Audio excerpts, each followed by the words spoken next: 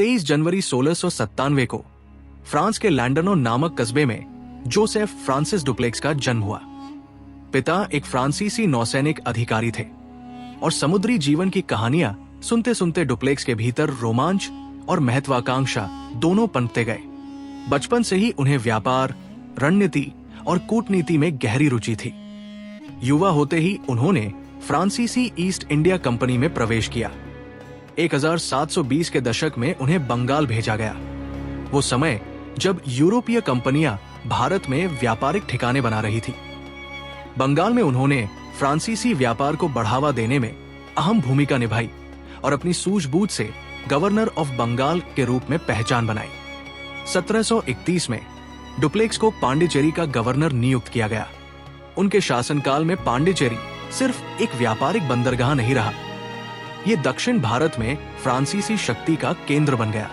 Duplex का सपना था फ्रांस को भारत का प्रमुख औपनिवेशिक साम्राज्य बनाना और इसके लिए उन्हें ब्रिटिश ईस्ट इंडिया कंपनी से सीधा टकराव मोल लेना पड़ा। 1740 के दशक में यूरोप में चल रहे ऑस्ट्रियन उत्तराधिकार युद्ध की आग भारत तक पहुंच गई, जिसे हम कार्नाटिक युद्ध के रूप में जानते हैं। पहला कार्नाटिक युद्ध 1746-1748 डुप्लेक्स के लिए सुनहरा अवसर था। उन्होंने ब्रिटिशों को माद्रास, आज का चेन्नई, से खदेड़ दिया और फ्रांसीसी झंडा लहरा दिया। लेकिन ब्रिटिश भी चुप बैठने वाले नहीं थे। रॉबर्ट क्लाइव जैसे चालाक अधिकारियों के साथ उन्होंने पलटवार किया। डुप्लेक्स सिर्फ एक सैनिक नहीं, बल्कि एक चतुर कूटनीतिज्ञ भी थे। उन्होंने दक्षिण भारत के नवाबों और शासकों से गठजोड़ करके फ्रांसीसी प्रभाव बढ़ाया।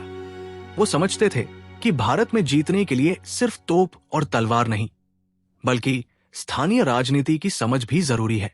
लेकिन उनकी यही महत्वाकांक्षा फ्रांस में कुछ लोगों को नागवार गुजरी। पेरिस में बैठे कंपनी के अधिकारियों को लगता था कि डुप्लेक्स भारत में जरूरत से ज्यादा स्वतंत्र हो रहे हैं। 1754 में उन्हें अचानक फ्रांस वापस बुला लिया गया। ये कदम उनके करियर के लिए एक झटका था। पेरिस में उनके खिलाफ आरोप लगाए गए कि उन्होंने कंपनी के संसाधनों का अत्यधिक उपयोग किया और अनावश्यक युद्ध छेड़े। डुप्लेक्स ने अपना बचाव किया, लेकिन राजनीतिक षड्यंत्रों के सामने उनकी एक न चली। अंततः 10 नवंबर 1763 को वो गुमनामी में इस दुनिया को अलविदा कह गए। आज भी पांडिचेरी की गलियों में फ्रांसीसी वास्तुकला, चर्च और पुराने किलेबंदी डुप्लेक्स के सपनों की गवाही देते हैं।